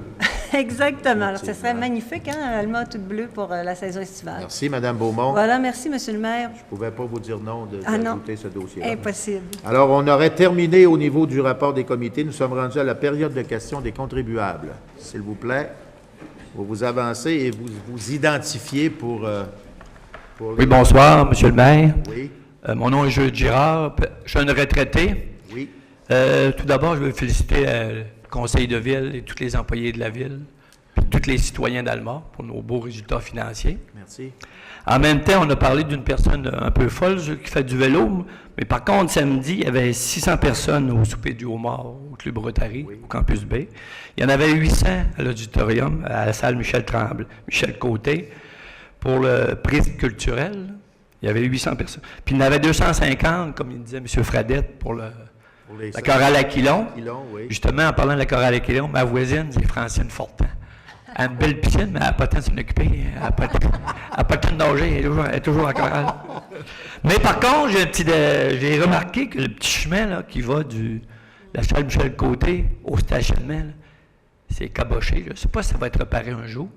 Il faudrait voir. côté de la salle Michel Côté. Oui, le long de la salle Michel Côté. C'est pas large, c'est dangereux, je pense. C'est qu'il faut voir qui est responsable de ça, c'est le territoire. La commission scolaire, il y a sûrement moyen de discuter avec eux, mais ce n'est pas la responsabilité de la ville. C'est le territoire de la commission scolaire. Ça leur appartient. OK, mais vous ne pouvez pas rentrer ça dans le programme d'infrastructure Canada-Québec? Non? Peux-tu? Il faudrait voir si... Pour le 150? Si eux, la commission scolaire, veulent le faire, là, nous, on ne peut pas s'immiscer dans les décisions de la commission scolaire. On peut quand même leur mentionner. On peut quand même leur demander de faire des choses. Ils l'ont déjà fait, d'ailleurs, au niveau lorsqu'on a fait de l'embellissement. Vous savez qu'on a investi des sommes importantes, la ville d'Alma, concernant la salle Michel Côté, afin de maintenir la qualité de service de cette salle-là. Et la commission scolaire aussi avait fait sa part avec le lettrage et la nouvelle effigie qu'on avait là, sur la façade. Alors, ce qui est du territoire lui-même, on va prendre note de vos suggestions, puis on va en discuter avec eux, voir s'ils peuvent faire des choses pour améliorer le secteur. Puis l'autre terrain aussi, qui est à côté de la formation professionnelle, puis le CREPS, là, commission scolaire, c'est tout boiteux, là. Je sais pas, y aurait-il moyen de faire un petit parc avec un abreuvoir, faire un petit parc du 150e de la ville d'Alma? On a beaucoup de territoires à couvrir, la ville d'Alma, dans nos parcs. On ne s'immisce pas dans les parcs de la commission scolaire, à moins que ce soit des projets communs. Ah, OK. Il faudrait que ce soit commun. OK. Faut voir. Ensuite, justement, le programme d'infrastructure qui s'en vient, je ne sais pas si Alma a commencé à bouger sur ça, là. Parce qu'ils sont en train de regarder la répartition. Ça va être 50 fédérales, 40 Québec, 10 municipales, ou encore 40 fédérales, 40 provinciales, 20 municipales, ou 50 fédérales, 33 Québec, 17 municipales. C'est ça qu'il disait en dernier. C'est ce qu'au niveau de l'Union des municipalités, on travaille pour que ça soit la troisième option? La troisième option qui est proposée. Mais là, pour l'instant, il est tôt pour conclure, mais c'est ce qu'on veut qu'il soit appliqué au niveau des programmes. OK. Puis le petit lobe qu'on met dehors, moi j'en ai 4 de mis dehors, des bleus, là. Oui. Mais quand on vous envoie le compte de taxe au mois de juillet, là, on ne pourrait pas envoyer un petit rappel? Pour l'année prochaine? Ben pour le mois de juillet qui s'en vient. Là. Ah, le mois de juillet, oui. C'est trop tard? Oui, c'est envoyé. C'est ça qui peut être fait. Ouais. On va en prendre note, oui. OK. Merci. Pas de problème. D'autres interventions? Oui? Bonjour, monsieur. Excusez-moi. Bonjour, monsieur le maire. Oui. Monsieur les conseillers et conseillères Ville d'Alma. Je suis Nicolas Tremblay, nouvellement étudiant. Nicolas? Oui. Nicolas Tremblay, oui. Nouvellement étudiant en sciences économiques à l'Université de Kingston, en Ontario. OK. Mais j'habite ici. J'aurais une petite question pour vous à propos de l'état de la synchronisation des feux de circulation sur l'avenue du Pont-Sud. L'avenue du Pont-Sud? Où est-ce qu'on en est rendu avec ça? Ils sont synchronisés, les lumières de l'avenue du Pont-Sud. Je les ai fait encore ce matin, mais il faut respecter le 50 km/h. C'est bizarre, mais moi, quand j'ai fait mes cours ici de conduite, notre instructeur de conduite nous disait d'aller à 57 km/h pour réussir à toutes les prendre. Fait que je ne sais pas s'il y a un problème, mais... Moi, toutes les fois, je suis quelqu'un habituellement qui n'est pas trop de traîneux dans les rues. Puis lorsque j'accélère le moindrement, je dois freiner partout. Ouais. Il faut que tu maintiennes le 50, puis parfois même en bas de 50. Dans le secteur que je fais, là. Vas-y, M. Villeneuve, vous pouvez... On a eu un problème de déprogrammation dernièrement, là, mais ça a été réglé, mais c'est vraiment à 50 km/h qu'il faut le faire. Notre problème, c'est toujours les virages à gauche qui ralentissent le trafic et qui font que on fait des lignes et on est obligé de tasser, puis on arrive à l'autre lumière. Mais honnêtement, on l'a fait même avec Planète à Alma, avec M. Claude Bergeron. Puis on a fait le trajet avec lui, on lui a prouvé que c'était vraiment synchronisé à 50 km/h. Là. Si vous partez, c'est sûr qu'avec le pont, les réparations sur le pont Carcajou, ça ne marche plus quand on arrive de l'autre côté. Là. Mais oui, j'avoue qu'on a eu un problème de désynchronisation là, dans les 2 dernières semaines qu'on a remédié. Okay. Oui, ça a fait 15 jours, mais dans l'ensemble, ça fait un bout de temps que c'est synchronisé. Ouais. Mais ce que M. Villeneuve nous dit, c'est très vrai, c'est que l'indiscipline qui se passe sur Dupont, d'ailleurs, on travaille à étudier des dossiers pour être capable d'arrêter ça, parce qu'il n'y a pas le 3e voie. Mais lorsque vous êtes tôt le matin, sans trop de circulation, et que vous partez du secteur sud en vous en venant à 50 km/h, vous ne toucherez pas à vos freins, vous allez vous rendre jusqu'au pont. Mais par contre, l'autre côté, l'autre du pont, c'est pas encore fait. Mais le synchronisme, il est là. Sauf que lorsqu'il y a beaucoup de circulation, il y a encore du camionnage lourd, ce qu'on appelle les bitrains. J'en ai encore vu un cette semaine, qui n'ont pas d'affaires sur du pont, qui ont juste à prendre la voie de contournement, mais ils le font pas. Puis ça aussi, ça l'embouteille passablement la circulation, parce qu'un camion qui s'arrête sur une lumière, chargé comme il est là, c'est extrêmement difficile de lui faire reprendre sa vitesse. Alors, très souvent, lui, il va freiner la circulation à toutes les lumières parce qu'il n'aura pas atteint son 50 km/h assez rapidement. Alors, il va arriver à l'autre lumière sur une rouge, à l'autre lumière sur une rouge, et il va faire ça tout le long. Puis, on ne peut pas leur courir après puis les arrêter de passer sur la voie publique parce que c'est une voie qui appartient au ministère des Transports. Mais malheureusement, ils ne prennent pas la voie de contournement et ils créent des problèmes sur Dupont-Sud. Ça, on en convient tous, mais on travaille dans le futur à trouver des solutions là, pour discipliner quelque peu ce secteur. Je ne sais pas si je vends quelque chose que j'ai pas le droit de dire, là, mais on va avoir une période cet été où on va être en alternance sur le pont Carcajou et le ministère du Transport nous a envoyé un avis comme de quoi qu'ils vont mettre la circulation lourde obligatoire par Maurice Paradis. Donc, vous allez sûrement percevoir une amélioration sur l'avenue du Pont sur 10 semaines. C'est ce qu'on attendait, mais malheureusement, ça prend des gros travaux sur le pont Carcajou pour être capable d'avoir un support du ministère pour obliger les gens à passer sur la voie de contournement, surtout du camion en transit qui n'a pas à faire dans la ville du tout, là, chargé de bois et de copeaux. Puis effectivement, ça prend des réparations sur le pont Carcajou, ça je trouve ça aberrant, mais il reste qu'au moins ça va nous servir. Ça va peut-être créer certaines habitudes à des camionneurs pour dire, ben coudonc, c'est quand même pas si pire passer sur la voie de contournement. Alors, on verra par la suite. Mais c'est une problématique majeure. Le fait qu'on a simplement 4 voies, là, 2 voies de chaque côté, puis ça s'arrête là, il n'y a pas de 3e voie d'évitement. En rajoutant, espérant créer un engouement pour la voie Maurice Paradis, parce qu'elle, elle a été synchronisée à 80 km/h. Donc, c'est vraiment, vous partez de DRC et vous vous rendez jusqu'à Saint-Georges sans aucun arrêt habituellement. Donc, là, tout ça est synchronisé. Donc, on a amélioré aussi le coin des Pins et Maurice Paradis avec un genre de CD. Il y a eu beaucoup d'investissements qui ont été faits dans les dernières années, prévoyant ce qui allait arriver présentement sur l'avenue du Pont et en espérant créer un engouement aux camions lourds vers Maurice Paradis. Parfait, merci. J'aurais juste une petite dernière question à propos de... C'est mon petit frère qui m'a demandé de vous poser cette question-là. Je le salue d'ailleurs. Il voudrait savoir à propos du skatepark sur l'île Sainte-Anne, est-ce qu'elle allait réouvrir?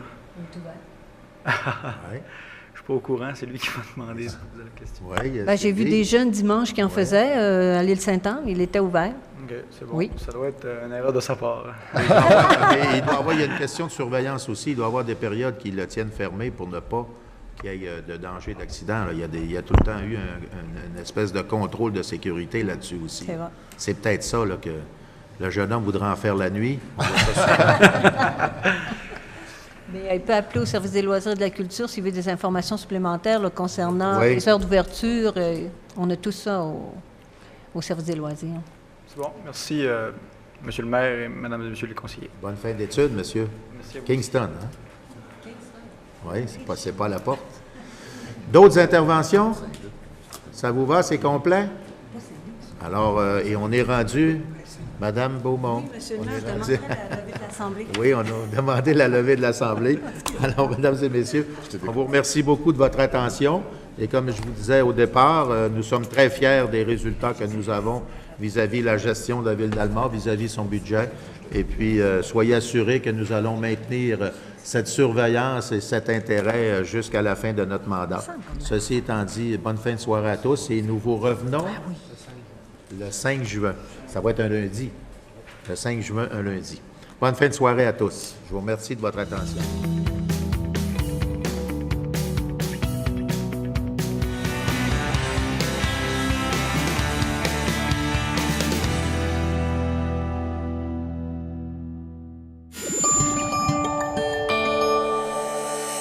Cogeco TV, un service exclusif aux clients de Cogeco.